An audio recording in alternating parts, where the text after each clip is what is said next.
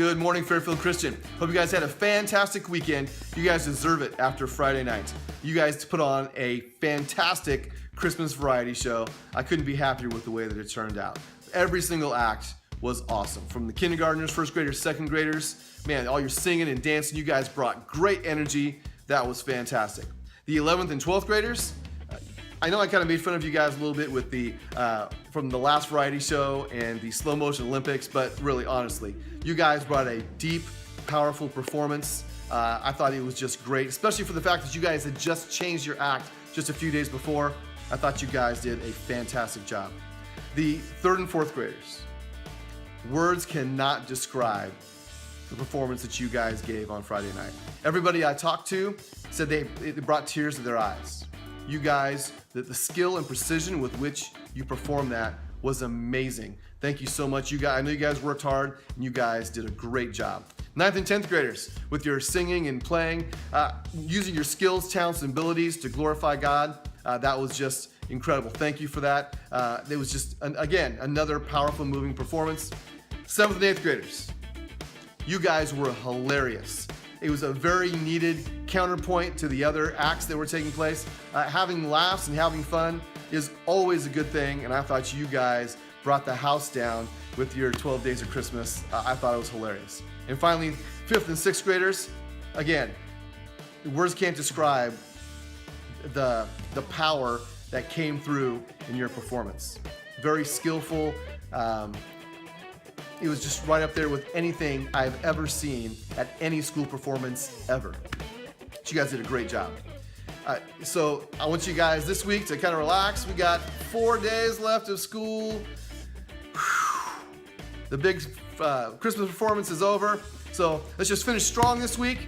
I know you guys are probably having some parties on Thursday, but let's make sure we get everything done we need to get done before then. We're gonna have a good time this week. All right, a couple more things. There's no scripture memorization this week. I can hear you celebrating right now. In addition, this is the last Monday devotion of the entire year. That's right, we won't have another one until 2016. So let's make this one a good one. All right, I'm gonna read a verse that's not typically used during Christmas time, but there's a point I wanna make, and I'll just keep it short. But I'm actually gonna read out of Galatians chapter 5, verses 22 and 23. You guys might recognize that as the fruit of the Spirit. And it says, but the fruit of the Spirit is love, joy, peace, patience, kindness, goodness, faithfulness, gentleness, and self-control. Now, when you hear that list, a lot of those things we associate with Christmas, right? Love, of course. Jesus came as a baby so he could eventually die for us because he loves us. Joy, we sing joy to the world. Peace on earth, goodwill towards men, right? There's the goodness part. There's aspects of all of these in Christmas and the things we celebrate. Patience with the Advent calendar, right? You gotta have patience, only one candy at a time each day as you move through. You gotta have patience waiting for Christmas.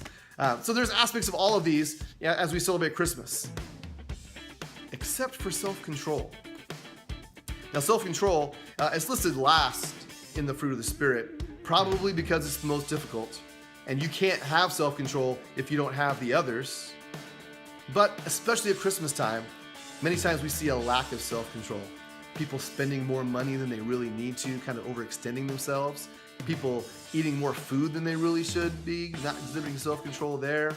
People putting their time all over the place at the Christmas season, saying busy, busy, busy, and probably not spending enough time with God. So we see a lot of lack of self-control during the Christmas season. So something I want you guys to think about is as we move forward in this Christmas season, as we get closer and closer to Christmas, I want you to think about self-control a little bit. Self-control in how you spend your money, self-control in how you spend your time, self-control in how you use the things and the resources and the provision that God has given you.